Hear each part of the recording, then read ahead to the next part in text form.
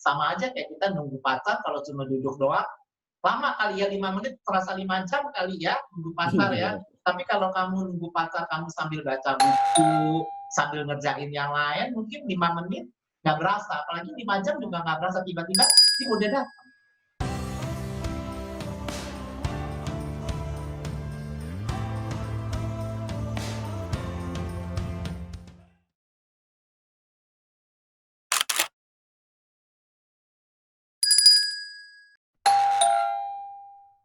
Nah, Betul, ini betul, Prof, betul. ada lagi nih Prof. Jadi dari masalah stres dan kecemasan, di zaman sekarang kan banyak banget yang gampang banget parno, Prof. Jadi kayak dikit-dikit takut kayak, aduh saya mau belanja tapi tempatnya rame, takut banget kena COVID gitu. Atau misalnya mau keluar rumah pakai masker, orang nggak pakai masker, dia takut orang itu jadi menginfeksi dia, atau ada orang lain masuk rumah yang belum cuci tangan jadi panik gitu. Gimana Prof caranya biar teman-teman ini jadi lebih mengurangilah rasa-rasa cemas yang berlebihan gitu? Ya, saya sih pikir benar juga ya, awal-awalnya saya merupakan salah satu orang yang kayak gitu kali. Takut banget ya ketularan, jadi ini takut, itu takut. Tapi kemudian saya mencoba untuk melakukan refleksi pada diri saya sendiri ya. Kalau saya kayak gitu terus, outcome-nya pasti buruk. Karena membuat saya menjadi panik, membuat saya jadi ketakutan. Pada saat saya panik dan ketakutan, pasti saya lebih ceroboh daripada pada waktu saya tenang dan saya bisa berpikir jernih. Jadi dengan demikian saya mulai mengubah cara berpikir saya. Dengan caranya gimana? Jadi setiap kali mau pergi, saya identify dulu. Misalnya, kita besok mau kemana nih? Kerjaan kita habis di rumah. Saya mau ke groceries. Oh, kita mau ke groceries. Kita cari groceries yang nggak terlalu crowded pertama. Lalu kita cari pakai, oh mau pergi berarti kita harus melindungi diri kita sendiri. Yang penting kita pakai masker. Tadi bawa pakai masker. Jadi udah kita siapin mau pergi. Oh kita takut nih nanti di situ terima telepon, terima apa. Jadi takut kalau teleponnya nanti terkontaminir. Maka teleponnya dimasukin ke plastik bag, kita rapetin. Sehingga kita pegang-pegang kan bersih kan. Nanti pulang kan tinggal dikeluarin ke dalam rumah. Jadi nggak bawa barang yang kotor ke dalam rumah. Oh iya, kita pakai baju yang simple. Jadi nanti kalau kita takut di tempat kita ramai nempel-nempel ke orang, kita sediain baju di depan rumah. Dengan demikian sebelum masuk rumah, kita pakai 2, melapisi yang di dalam, atau kita lepas, kita ganti.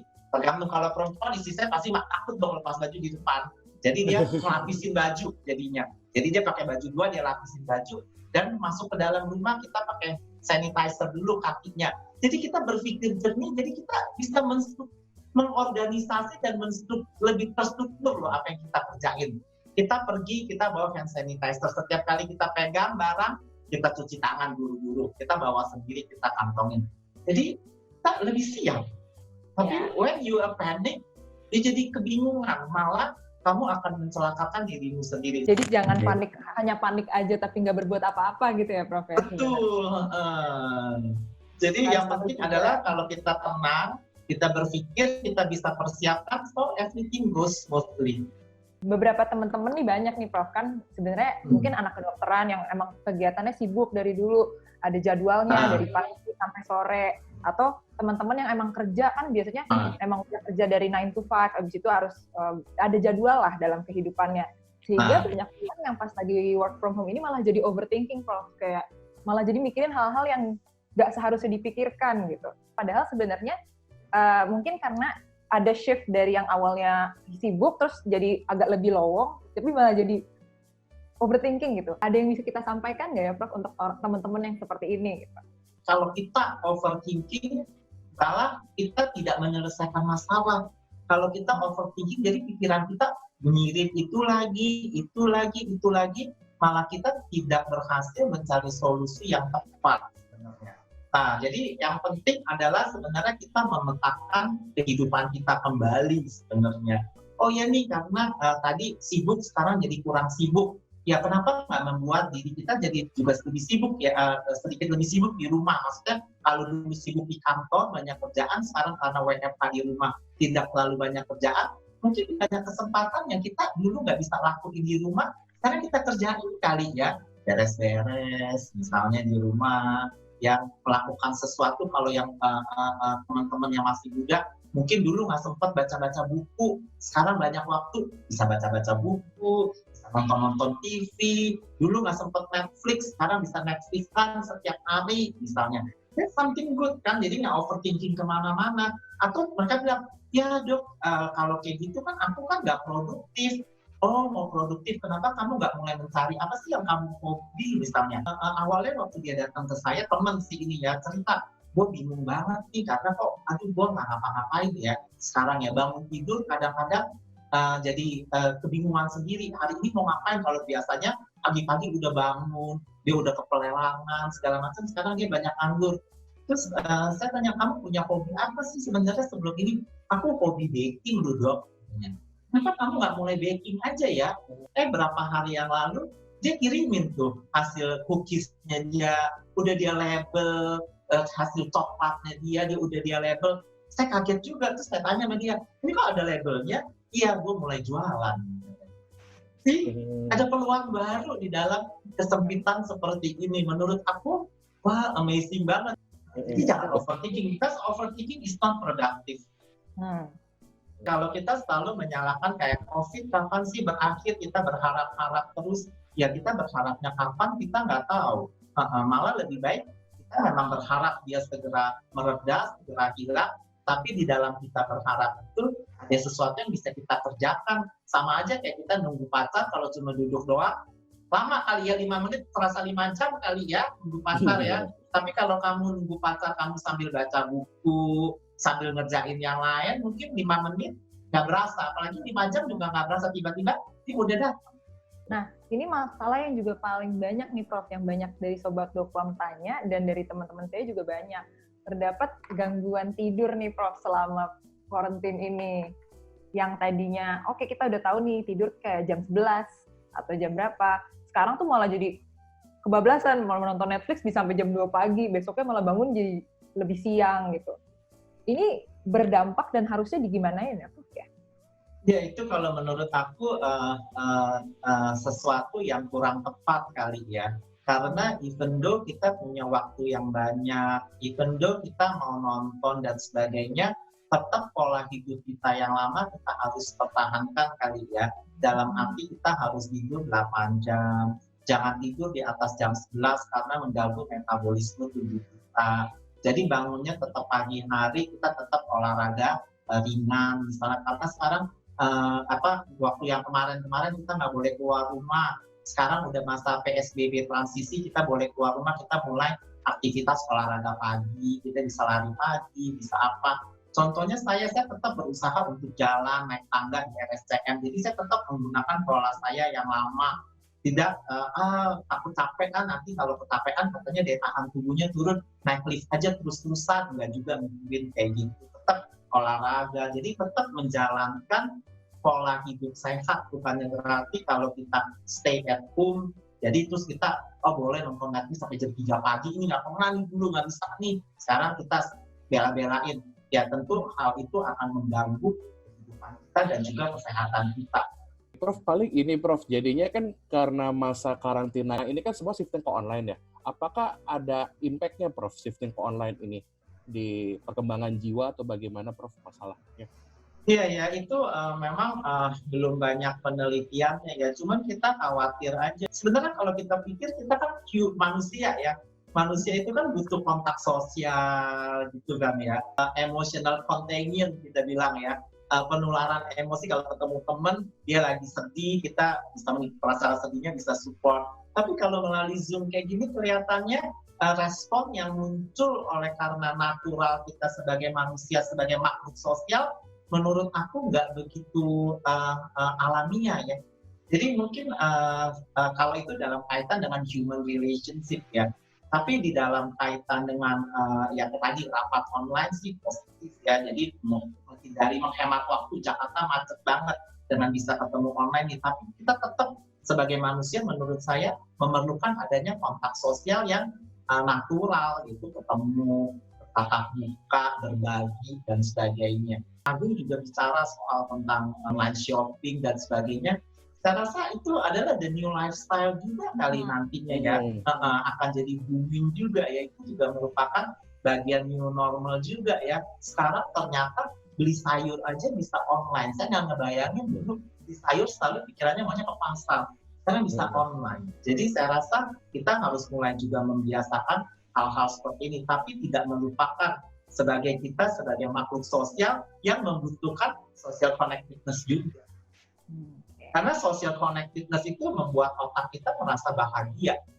Ketika kita ke pasar, tawar-tawar, lihat-lihat, megang-megang, it's something happiness buat otak kita. Kayak apa ya? Kayak oksitosin kali membuat kita jadi relax dan happy. Dibandingin kamu milih-milih telur di layar komputer, saya nggak pernah ngerasa juga sih. Iya, Prof. Seperti itu. Berhubungan dengan online shopping, Prof. Online shopping, paparan sosial media yang banyak. Selama kita karantina ini kan jadi lebih banyak waktu untuk kita main gadget. Sebenarnya ada batas amannya nggak ya, Prof? Untuk ini tuh tetap nggak jadi merusak psikis kita gitu. Dengan kita kebanyakan dengan screen time, saya rasa ada masalah juga sih sebenarnya ya, terutama mungkin buat anak-anak dan remaja kali ya. Sebenarnya kan perkembangan otaknya kan belum begitu sempurna, terutama otak bagian depannya yang kita sebut sebagai prefrontal cortex-nya, yang membuat kita bisa mengontrol diri dan bisa membuat kita memahami kapan sih make, kapan sih nggak make, kapan sih penting dan tidak penting. Nah, kalau anak-anak tuh globus otak bagian depannya belum berkembang dengan sempurna. Jadi kalau mereka mendapatkan kenikmatan terus-menerus dari satu gadget, nah itu yang kita khawatirin, dia jadi gadget addiction sebenarnya. Atau kita bilang jadi game addiction atau jadi internet addiction, oleh karena kalau internet tentu dia gaming kan ya, main game, atau ya tadi sosial media, atau dia Instagraman gitu, atau apapun itu menjadi ketergantungan bisa terjadi gitu. Makanya harus ada batasan tertentu sebenarnya. Nah, kalau batasan tertentu untuk anak usia sekolah dasar remaja sebenarnya belum ada exact time-nya juga sih. Jadi sebenarnya yang penting buat anak dan remaja nih ya, parents harus mengontrol kali. Nggak boleh dia terus-menerus hanya di depan screen. Tentu sekarang kita memang lebih banyak screen time, tapi kita juga tetap perlu ada the natural social connectedness itu sendiri. Nah, ini berhubungan Prof tadi kan, soalnya sudah disinggung tentang anak, dan kebetulan juga subspesialisasi Prof adalah anak dan remaja. Jadi ada dua pertanyaan nih, Prof. Untuk new normal, bagaimana tips untuk orang tua dapat menghandle anak dan remaja? Karena kan ini dua kelompok yang berbeda. Kalau remaja pasti kebutuhan sosialnya berbeda, kalau anak juga berbeda. Ya, jadi saya rasa new normal buat anak dan remaja pasti kan lebih berkaitan dengan sekolah kali ya. Jadi saya rasa kalau udah mulai sekolah kembali, saya rasa sekolah juga harus mulai menerapkan kali ya. Sekolahnya harus menyiapkan berbagai macam hal. Misalnya dari setiap anak itu, kalau kita melihat banyak juga sih patokan-patokan yang udah dikerjakan di Korea Selatan misalnya untuk the new normal. Ya bagaimana anak-anak di Korea Selatan itu udah mulai, atau remajanya udah mulai masuk sekolah kembali.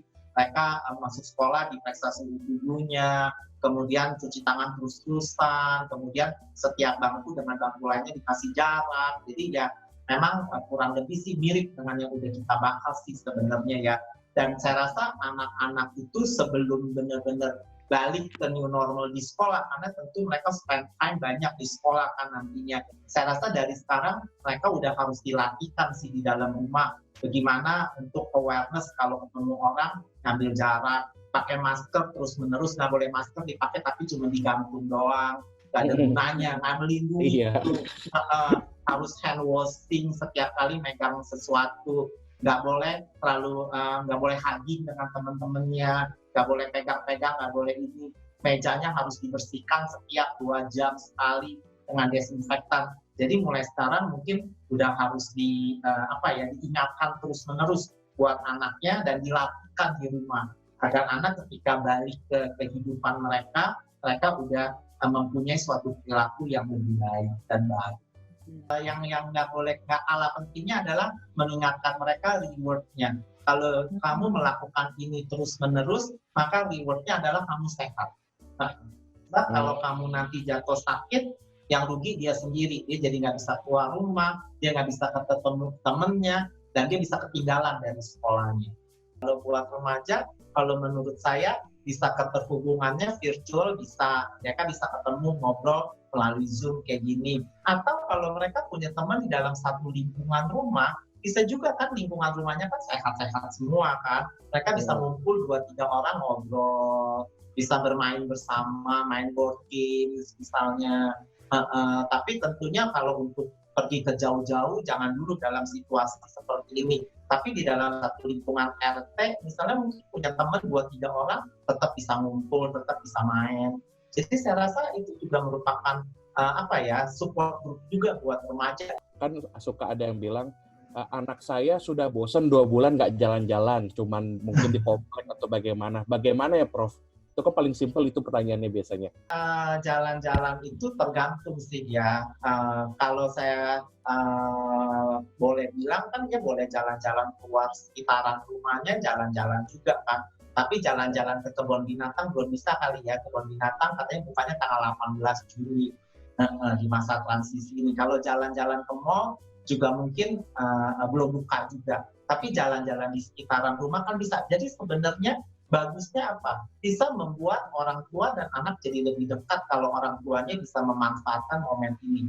Jadi jalan-jalan nggak ke mall, tapi kalau ke sekitaran rumah kan bisa sambil jalan sambil ngobrol. Atau bisa bermain bersama dengan orang tuanya di depan rumah. Kan tetap kan mendapatkan fun time juga kan. Sebenarnya jalan-jalan tujuannya kan mendapatkan kan waktu yang fun kan. Tapi bedanya kalau jalan-jalan yang terjadi sekarang begitu sampai di mall, anak dilepas di Jimbore, time zone, betul, Amazon, gitu, orang tuanya muter-muter sendiri. Jadi kan sebenarnya kan fun time-nya nggak ketemu. Tapi dengan kondisi sekarang kalau cuma jalan-jalan di sekitaran rumah aja bisa bareng-bareng terus. Untuk si new normal ini sendiri, sebenarnya apakah ini adalah suatu lifestyle yang akan bertahan selamanya atau sebenarnya ini cuma akan kayak beberapa saat aja ya? Ini susah juga karena new lifestyle atau kita bilang new normal ini kan terkait dengan COVID-19 sebenarnya ya. Selama itu ada terus mungkin kita harus menjadi pembiasaan buat kita untuk seperti itu terus-menerus ya. Namun kalau kita lihat sebenarnya kalaupun nanti COVID-19 sudah tidak ada, perilaku seperti ini sebenarnya baik juga ya. Karena misalnya kamu pakai masker setiap hari kemana-mana kan melindungi diri kita juga ya. Polutan di luar kan banyak kan ya, melindungi diri kita. Jadi sebenarnya ada beberapa yang bisa kita adop terus-menerus juga sih dalam kehidupan kita.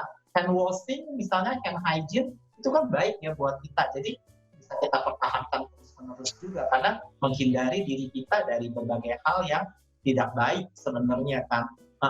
Social distancing pada skop tertentu baik juga kan ya karena kan tidak menjadi tular menular juga. Jadi kalau menurut saya perilaku atau new normal ini ya beberapa hal bisa kita pertahankan terus sekali buat kehidupan kita ke depannya yang menjadi lebih baik sebenarnya. Kita ini udah banyak banget yang diskusi mulai dari adaptasi, new normal, anak dan remaja. Kira-kira ada kata-kata terakhir nggak, Prof, sebelum kita akhiri sesi diskusi ini?